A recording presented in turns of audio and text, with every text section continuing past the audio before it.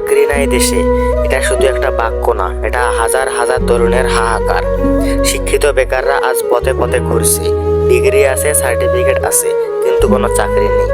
কেউ চুপচাপ বসে থাকে, কেউ আবার পরিবার ও সমাজের চাপ সহ্য করে ভেঙে পড়ে। আজকের এই গল্পটা কোনো একজনের না, বরং এটা আমাদের সবার গল্প। ছোট্ট একটা ইন্ট্রোতে আজকের ভিডিও শুরু করা যাক।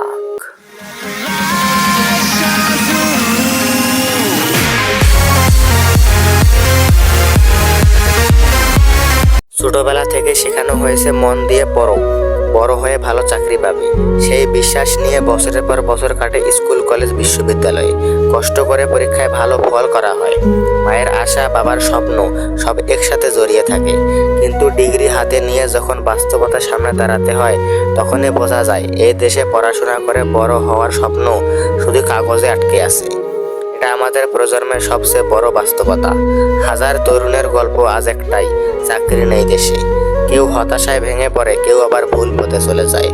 আমাদের অপরাধ শুধু একটাই, আমরা বাংলাদেশে জন্মেছি, যেখানে হাজার কোটি টাকা নষ্ট হয় কিন্তু তরুণদের ভবিষ্যৎ গড়ার কোনো ব্যবস্থা হয় না। যেখানে অন্য দেশের মানুষ দক্ষতা দিয়ে এগিয়ে যায়, আমরা সেখানে দাঁড়িয়ে থাকি সুযোগের অপেক্ষায়।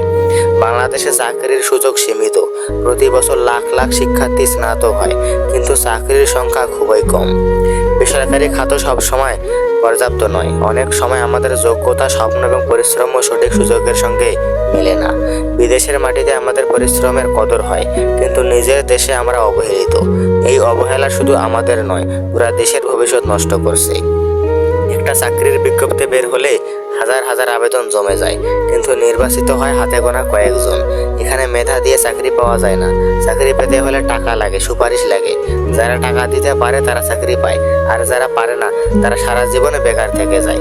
এটাই হলো এদেশের নির্মম বাস্তবতা। তো ভিডিওটা ভালো লাগলে একটা লাইক করবেন এবং সাবস্ক্রাইব করে রাখবেন এরকম আরো কোনো ভিডিও পেতে।